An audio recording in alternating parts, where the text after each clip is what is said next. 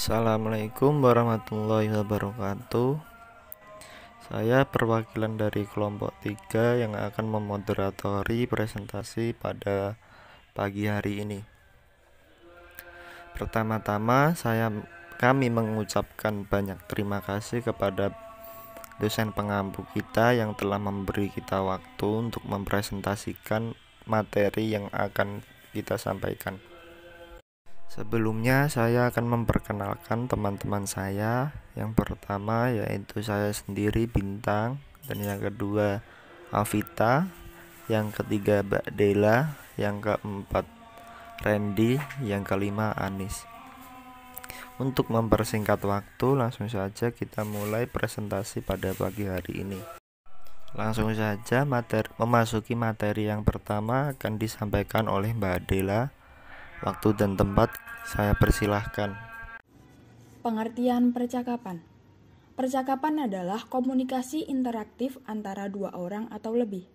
Dalam percakapan harus mengikuti aturan etikat, karena percakapan adalah interaksi sosial dan karenanya bergantung pada konvensi sosial. Penggunaan bahasa memungkinkan seseorang untuk menjaga hubungan dengan orang lain dalam interaksi sosial. Karena bahasa merupakan fenomena sosial yang berarti bahwa komunikasi antara masyarakat membawa mereka ke dalam hubungan di dalam lingkungan. Percakapan umumnya tatap muka orang ke orang pada waktu yang sama atau sinkron. Atau bisa juga online dengan aplikasi video seperti WhatsApp, Zoom, Google Meet, Skype. Tetapi mungkin juga termasuk panggilan telepon audio saja. Kemudian jenis bahasa percakapan. Bahasa yang digunakan dalam percakapan ada beberapa jenis, yakni diantaranya yang pertama, ragam bahasa baku, yang kedua, ragam bahasa resmi, yang ketiga, ragam bahasa konsultif, yang keempat, ragam bahasa santai, dan yang kelima, ragam bahasa intim. Selanjutnya materi yang kedua akan disampaikan oleh Mbak Anis. Waktu dan tempat saya persilahkan. Ragam bahasa baku. Ragam bahasa baku adalah variasi bahasa yang paling formal dan paling resmi, yaitu Brugge dan Stebbins 2015-106. Struktur gramatikal untuk bahasa baku tidak bisa diubah, kaku, dan memiliki kalimat yang panjang. Lalu, penggunaan ragam bahasa baku tidak hanya terdapat dalam tuturan melainkan juga terdapat pada doa, undang-undang, dan dalam surat menyurat atau dokumen resmi. Yang kedua, ragam bahasa resmi, yaitu menurut Cher dan Augustine 2010-70 adalah ragam bahasa yang digunakan dalam situasi resmi seperti pidato ketenagaraan, rapat dinas, surat-surat dinas, ceramah keagamaan, dan acara-acara penting. Ragam ini digunakan untuk menaikkan jarak sosial dan juga sering digunakan untuk menegaskan posisi kekuasaan atau martabat seseorang. Yang ketiga yaitu ragam bahasa konsultatif. Menurut Cher dan Agustin tahun 2010-71 adalah variasi bahasa yang lazim digunakan dalam bicaraan biasa dalam transaksi bisnis. Percakapan di antara dokteran, pasien, sekolah, rapat, atau pembicara yang berorientasi kepada hasil atau produksi. Yang keempat, ragam bahasa santai, yaitu adalah variasi bahasa yang digunakan dalam situasi tidak resmi atau berbincang-bincang dengan keluarga atau teman karib pada waktu beristirahat, berolahraga, bereaksi, dan sebagainya. Menurut Cher dan Augustine tahun 2010. Nomor 5, ragam bahasa intim merupakan Birch and Stebbins tahun 2015. 293 adalah variasi bahasa yang biasa digunakan oleh para penutur yang hubungannya sudah terbilang akrab, seperti keluarga, sepasang suami istri, anak, saudara, dan sahabat. Dan selanjutnya materi yang ketiga yang akan dilanjutkan oleh Mas Randy. Waktu dan tempat saya persilahkan. Ya, saya akan menyampaikan materi selanjutnya.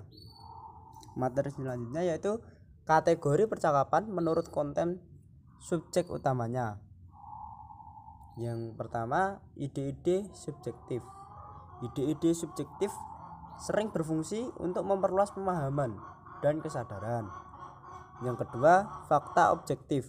Fakta objektif yang dapat berfungsi untuk mengkonsolidasikan pandangan yang dipegang secara luas. Yang keempat adalah orang lain.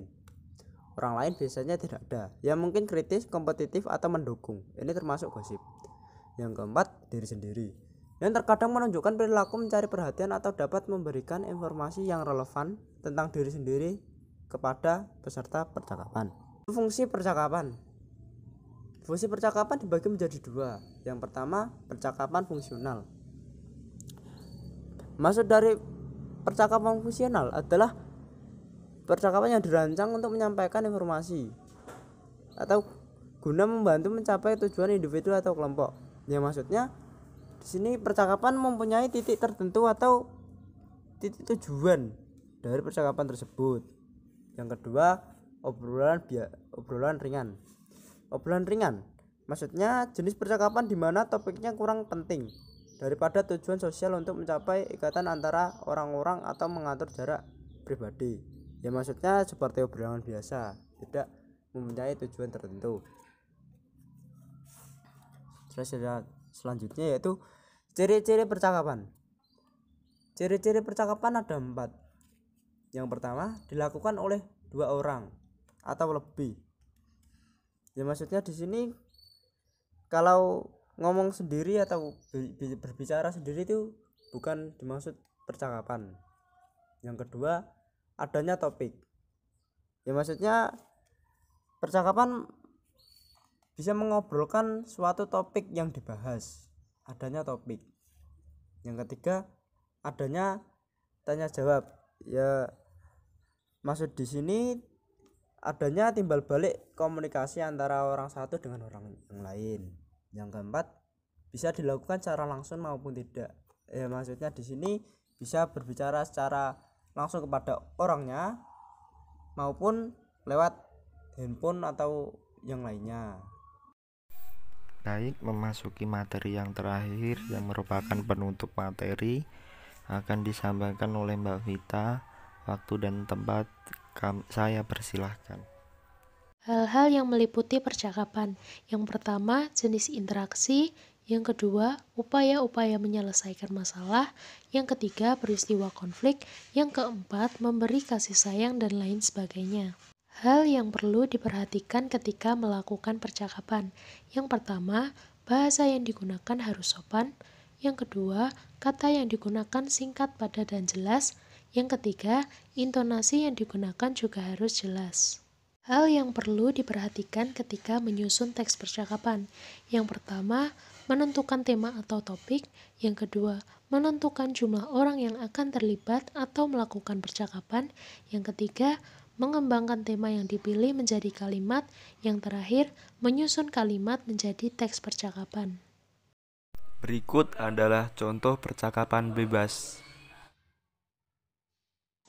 Hai teman-teman, Assalamualaikum. Apa kabar? Waalaikumsalam. Alhamdulillah, baik nih. Kalau kabarmu bagaimana, Nis? Halo, waalaikumsalam. Alhamdulillah baik. Kamu gimana nih? Waalaikumsalam. Baik, gimana kabar kalian? Waalaikumsalam. Baik juga teman-teman. Alhamdulillah saya juga baik. Alhamdulillah, saya juga baik. Oh iya, kalian kalau online gini kegiatannya apa aja? Kalau aku sendiri sih, fokus kuliah, gak ada kerjaan lain. Kalau aku sih biasanya bantu-bantu orang tua aja di rumah. Kalau aku selain kuliah online sih biasanya cuma bantuin orang tua aja sih. Kalau aku sih sukanya latih silat. Kalian bantu orang tua apa? Kerja atau biasa nyuci piring atau apa gitu? Oh iya, keren. Itu kan hobi ya? Hobimu berarti berlatih silat ya? Iya nih, Nis. Cuma buat bela diri aja kok. Kalau ada waktu luang sih biasanya juga bantuin kerja, tapi kalau banyak tugas gitu, paling cuma bantuin nyapu, cuci piring, cuci baju, gitu aja sih. Kalau kegiatanmu selain kuliah online, ngapain nih? Mungkin kalau sore latihan, ada kegiatan gitu. Terus nanti kalau kesiangan biasanya kita ada online gitu kan. Terus udah sih itu. Kayak gitu sih, soalnya udah ngurus juga. Oh iya, jangan lupa ya, besok Senin jadwal fakultas kita ambil almamater. Oh iya, besok waktunya ambil almet ya. Hampir aja lupa, maka sudah diingetin. Kira-kira mau bareng nggak ambil almetnya? Iya, makasih loh nih sudah diingetin. Besok itu ngambilnya di gedung bahasa kan? Iya, di pengumuman kemarin sih aku baca katanya di gedung bahasa. Oh iya, saya hampir lupa kalau besok ambil almet. Ya udah bareng yuk. Kalian mau ambil jam berapa besok? Jam 8 aja. Nanti kan juga ada TOSA ya, sama TOSA. Boleh tuh kita bareng-bareng gitu. Oke teman-teman, jadi besok jam 8 kita ketemu di gedung bahasa ya.